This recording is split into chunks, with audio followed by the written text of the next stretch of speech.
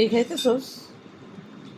কি জানি আম্মু, তুমি বলো কি খাইতেছি? ওই দিন জানি কি বলতেছিলা, রাউমিল।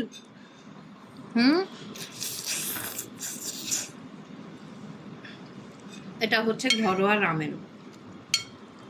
ডিম কই ডিম? ডিম নাই, কারণ আমরা মোমো দিয়ে খাইতেছি। ডিম ছাড়া মজা না। ডিম ছাড়া অবশ্যই মজা আছে।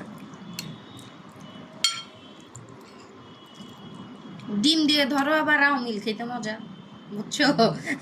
রামেন মোমো দিয়ে খাইতে বেশি মজা।